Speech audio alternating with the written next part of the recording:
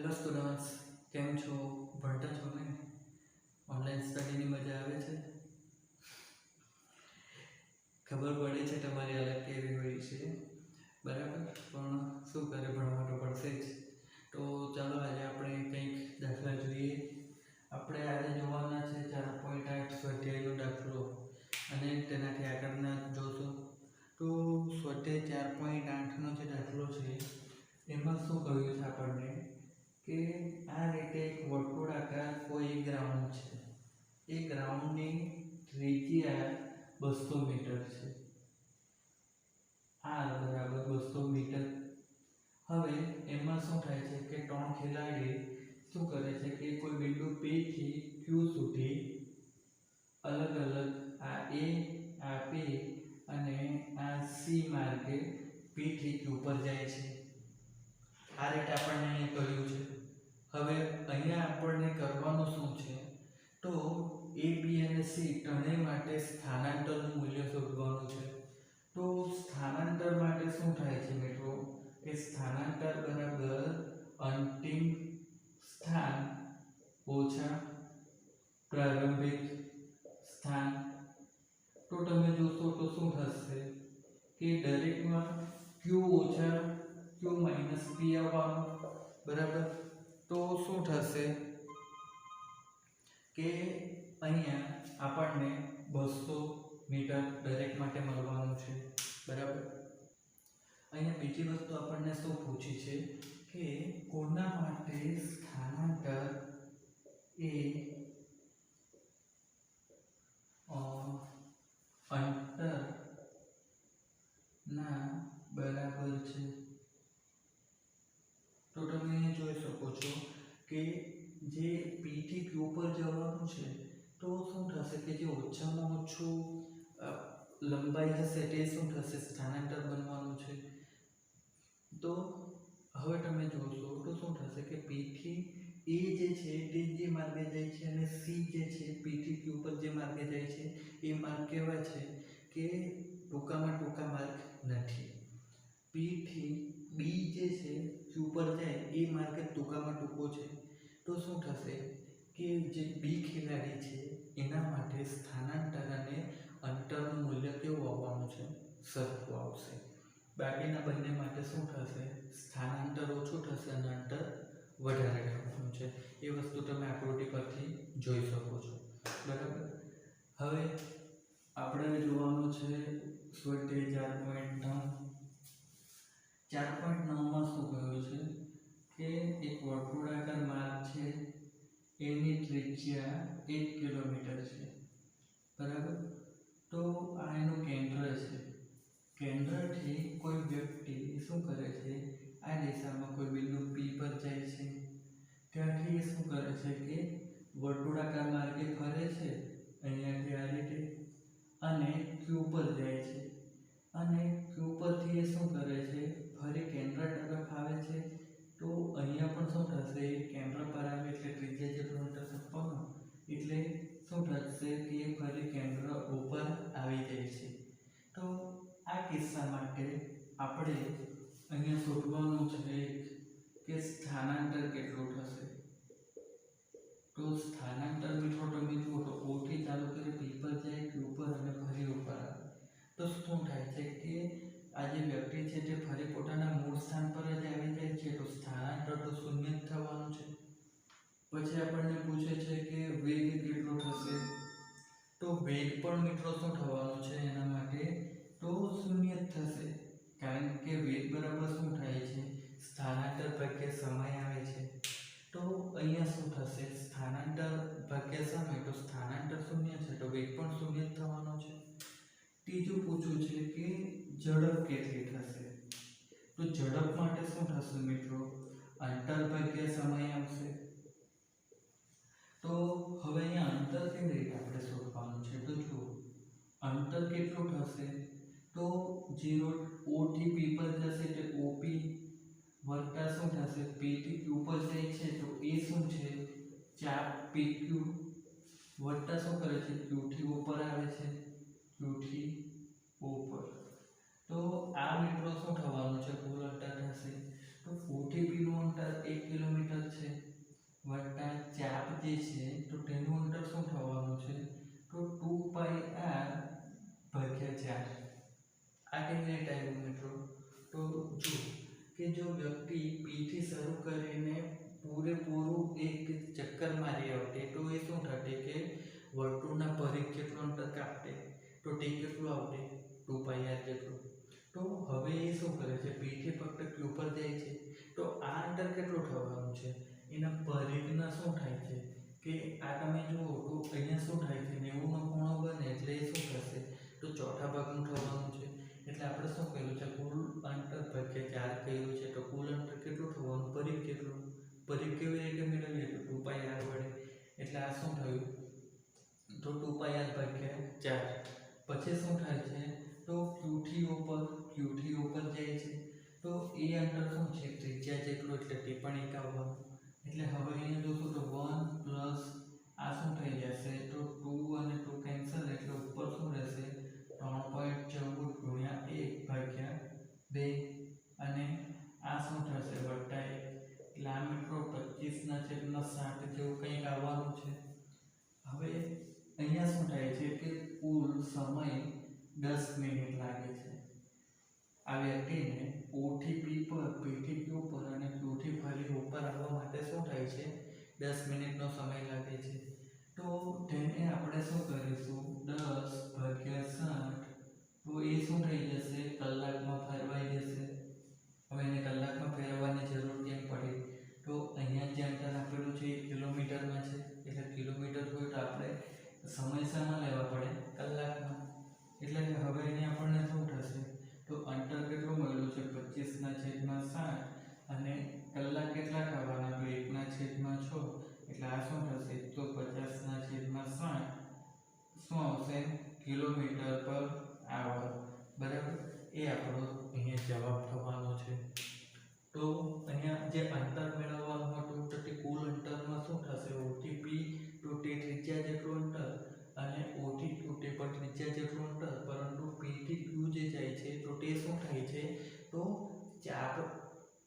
ચાપ PQ બને તો તેનું જે અંતર છે તે શું થાય છે કે વર્તુળના પરિઘના ચોથા ભાગનું થાય છે. તે વસ્તુ અહીંયા તમારે સમજવાની હતી અને તે અંતર ખાસ મેળવવાનું રહે છે. બીજી બધી વસ્તુ અહીંયા કોમન જ હતી.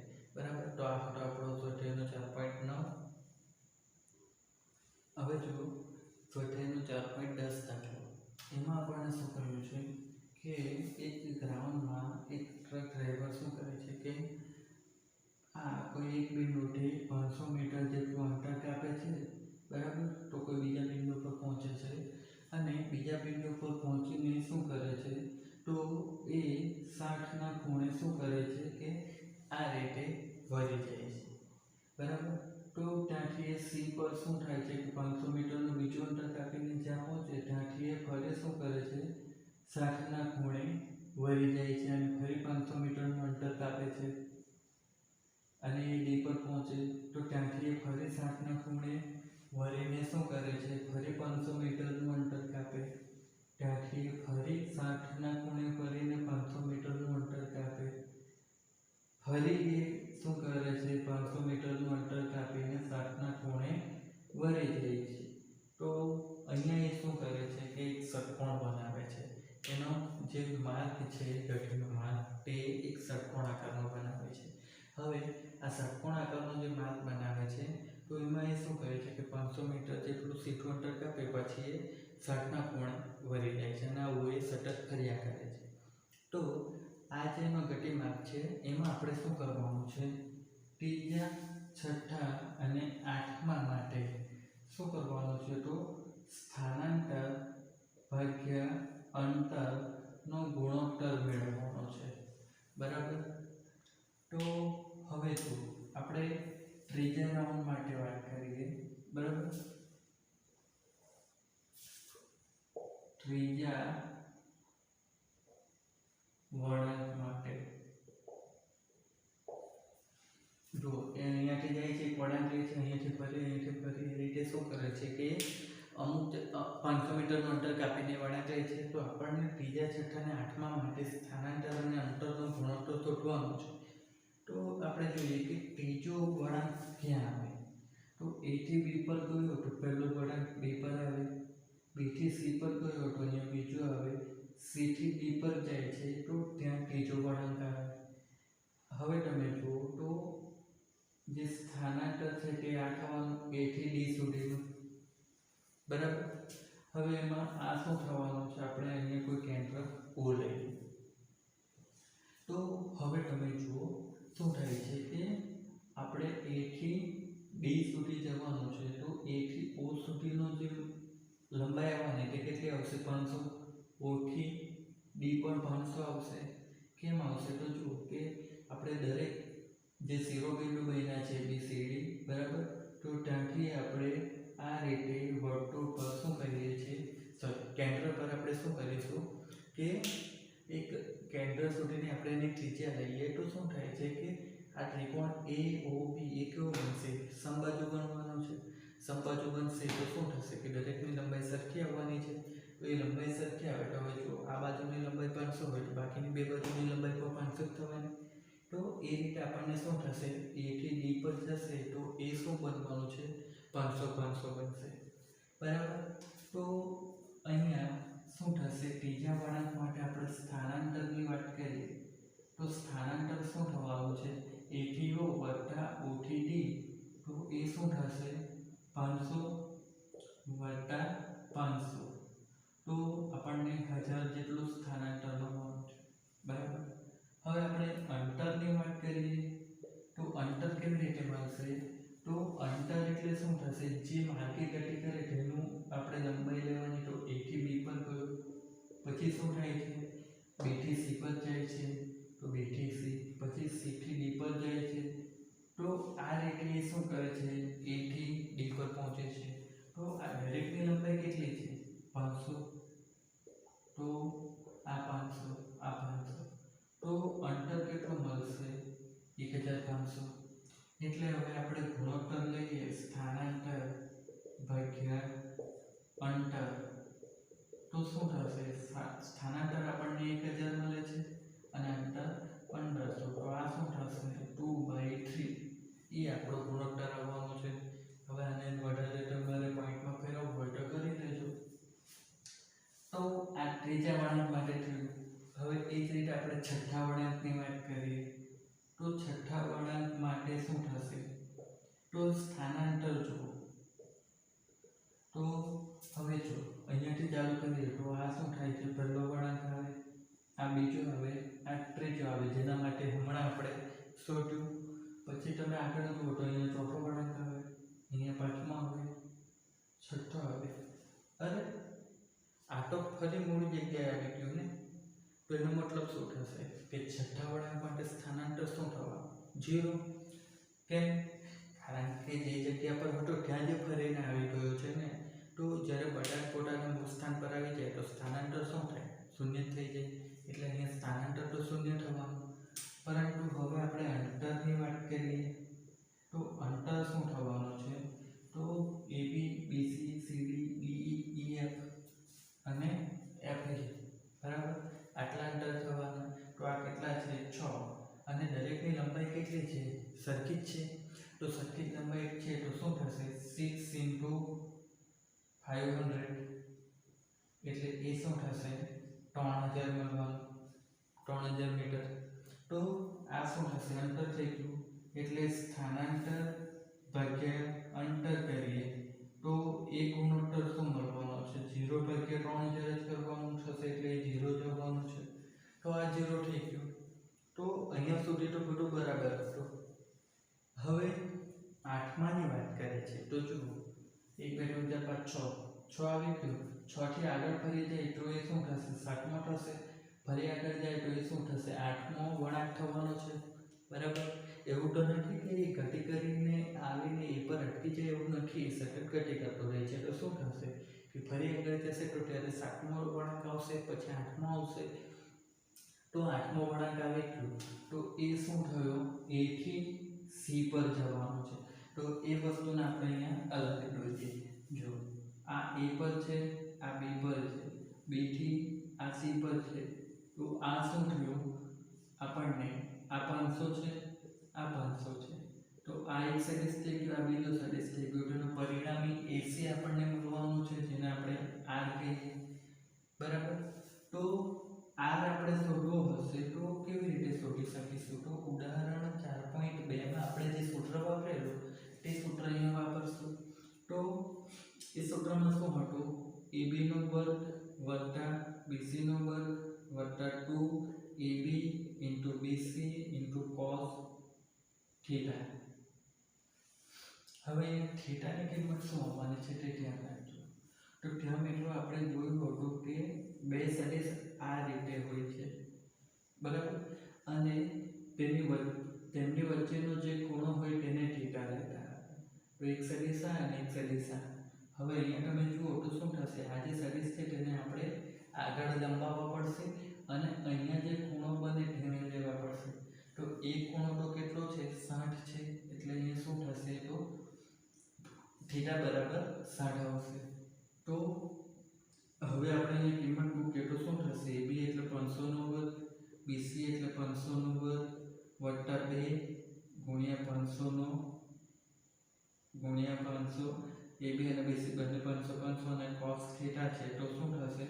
cos 60 આવશે. તો આને તમે સાદું રૂપ આપશો તો અહીંયા આપણને જવાબ 866 મળવાનો છે, બરાબર. તો એ આપણું શું થવાનું છે? સ્થાનાંતર થવાનું છે. તો સ્થાનાંતર કેટલું થશે? 866. હવે અંતરની વાત કરીએ તો અંતર માટે શું થવાનું છે? તો જો AB BC CD DE F F A અને ફરી પાછું શું થાય છે? A થી B અને B થી C. તો ટોટલ શું થયું છે? 8 વખત શું થાય છે? ફરે છે. અને 8 વખતમાં શું થાય છે કે દરેક વખતે 500 મીટર જેટલું અંતર કાપે છે. તો કુલ અંતર કેટલું થશે? 8 ગુણ્યા 500 એટલે એ શું થશે? તો 4000 મીટર આવવાનું. એટલે જે સ્થાનાંતર અપન અંતર આનો ગુણોત્તર શું થવાનું છે? તો 866 ના છેદમાં 4000. તો આ ગુણોત્તર મિત્રો 0.21 જેટલો આવવાનો છે, બરાબર. અહીંયા તમે ગુણોત્તરનો કોઈ એકમ નથી બનવાનો, ધ્યાન રાખજો, કારણ કે ઉપર સ્થાનાંતર છે, નીચે અંતર છે અને બંને મીટરમાં કે મીટરમાં જ મપાય છે. અહીંયા મીટર આપ્યો છે તો શું થશે? ગુણોત્તરનો કોઈ એકમ બનશે નહીં. આગળનો દાખલો જો 4.11. એમાં શું કહે છે કે કોઈ પ્રવાસી આવે છે અને એક સ્ટેશન પર ઉતરે છે, બરાબર. હવે સ્ટેશનથી એને હોટલ જવાનું છે. તો સ્ટેશનથી હોટલ સુધીનું એનું જે સીધી રેખાનું અંતર છે તે કેટલું છે? 10 કિલોમીટર. પરંતુ એ જે ટેક્સીમાં જાય છે, બરાબર, તે ટેક્સી શું કરે છે? તો એને વાંકા ચૂકા માર્ગે લઈ જાય છે અને 23 કિલોમીટરનું અંતર કાપે છે. હવે આના માટેનો સમય શું થાય છે? T બરાબર 28 મિનિટ જેટલો એને સમય લાગે છે. તો આપણે અહીંયાની સરેરાશ વેગ અને સરેરાશ ઝડપ શોધવાની છે. તો સરેરાશ ઝડપની વાત કરીએ તો સરેરાશ ઝડપ એ શું થશે? તો અંતર ભાગ્યા સમય આવશે. તો હવે અંતર શું થવાનું છે? તો જે આપણે વાંકા ચૂકા માર્ગે લઈ જાય છે તે જ અંતર થવાનું છે, બરાબર. કારણ કે સ્થાનાંતર ક્યારે આવશે? તો વેગ હોય ત્યારે. તો અત્યારે ઝડપ છે તો અંતર ભાગ્યા સમય એટલે આ જે વાંકા ચૂકા માર્ગે લઈ જાય છે તે અંતર થવાનું છે. તો અંતર કેટલું આપેલું છે? 23, બરાબર.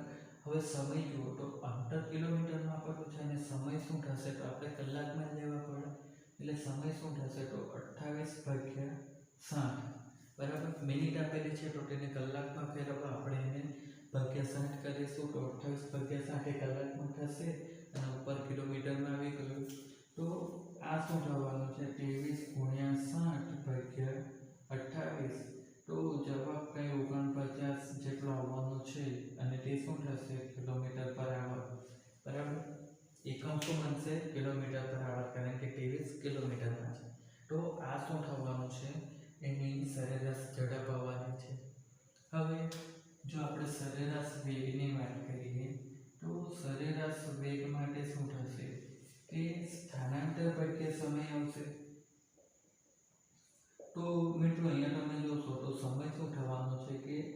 સ્ટેશનથી હોટલ સુધી પહોંચવા માટે સમય તો 28 મિનિટ જ લે છે, પરંતુ એનું સ્થાનાંતરની વાત કરીશું તો તે શું થશે? સીધી રેખામાં જે અંતર થશે તે જ થવાનું છે. તો એ અંતર કેટલું છે? 10 કિલોમીટર. તો શું આવશે? 10 અને સમય કેટલો છે? તો 28/60. બરાબર. 28 મિનિટ છે તેને કલાકમાં ફેરવવો છે, કારણ કે 10 જે છે એ પણ શું છે? તો કિલોમીટર જ છે. એટલે આ શું થવાનું છે? તો 10 × 60/28. તો એ આપણને મિત્રો 21 જેવું કંઈ આવે છે. બરાબર. 21 કિલોમીટર/આવર.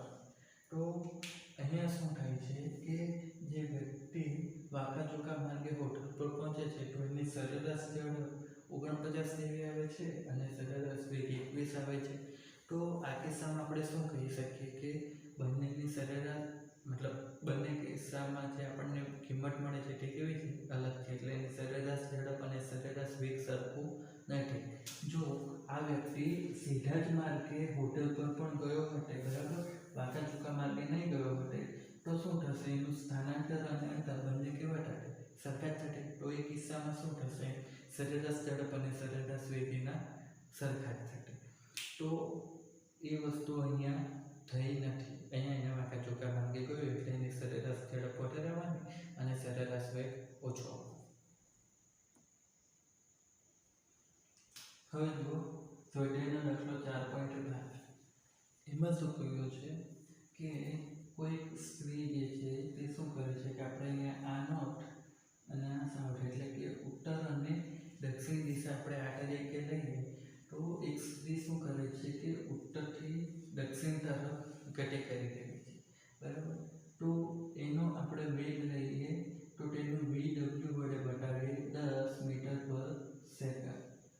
હવે એ જે ગતિ કરી રહી છે ત્યારે શું થાય છે? વરસાદ પડી રહ્યો છે.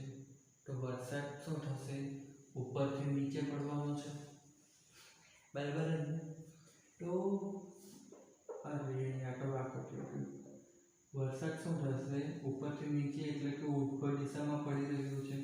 તો વરસાદ માટે શું થવાનું છે કે એની જે સ્પીડ આવવાની તે 30 મીટર/સેકન્ડ આપેલી છે.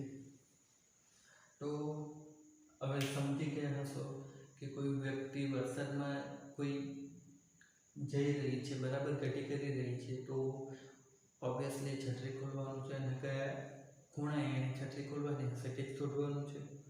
તો અહીંયા તમે જુઓ કે આપણે અહીંયા 0 લઈએ, બરાબર, ઉગમ બિંદુ. તો શું થશે કે આ દિશામાં એની ઝડપ VR હશે, પરંતુ આ VW આ દિશામાં ટર્ન થશે, પરંતુ આ દિશામાં શું થશે? VW માઇનસ આવશે. પરંતુ હવે અહીંયા શું થશે કે આપણે જે સમાંતર બાજુ ચતુષ્કોણનો નિયમ ભણેલા હતા તેના પરથી આપણે શું કરી શકીએ કે એનો આ રીતે આ દિશામાં શું કરશું કે પરિણામી સદિશ શોધી શકીએ. તો આ પરિણામી સદિશ ધારો કે કોઈ આલ્ફા ખૂણો બનાવતો છે, તો એ આલ્ફા ખૂણો શું થશે કે આ તરફ પણ આલ્ફા બનવાનો છે. તો હવે અહીંયાથી આપણે જોઈ શકીએ શું થશે કે આલ્ફા આપણે શોધવો છે તો tan આલ્ફા આપણે કરી શકીએ. tan આલ્ફા બરાબર શું થાય? તો tan આલ્ફા બરાબર VW/VR થશે. tan આલ્ફા કેવી રીતે શોધાય? તો સામેની બાજુ ભાગ્યા પાછળની બાજુ. તો આ સામેની બાજુ VW કેવી રીતે આવવાની? તો આપણે જે સદિશ હોય તેનું શું કરી શકીએ? સમાંતર સ્થાનાંતર કરી શકીએ. એટલે ઉપરનો સદિશ છે તેને આપણે અહીંયા નીચે લાવી શકીએ. તો VW/VR. તો અહીંયાથી આપણને શું થશે? VW ની કિંમત કેટલી છે? તો જે સ્ત્રી જે છે તે શું કરે છે કે 10 મીટર/સેકન્ડની ઝડપથી જાય એટલે એની કિંમત 10 આવવાની. વરસાદની ઝડપ 30 આપેલી છે એટલે આ શું થવાનું? 1/3. tan આલ્ફા લીધું છે તો tan આલ્ફા બરાબર 1/3 મળવાનું. એટલે આલ્ફા બરાબર આપણને શું થશે? તો 18 ડિગ્રી મળશે. કેવી રીતે? તો 1/3 છે, બરાબર, એટલે એની કિંમત શું આવશે? 0.33. બરાબર. તો એ શું થવાનું છે કે એની તમારે tanમાં કિંમત જોવાની છે તો તે 18 ડિગ્રીની આસપાસ આવવાની છે. બરાબર.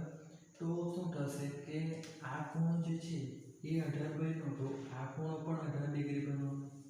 હવે જે શું છે કે જે NTS દોરેલું છે એના પર એટોકટી કરી રહી છે, બરાબર.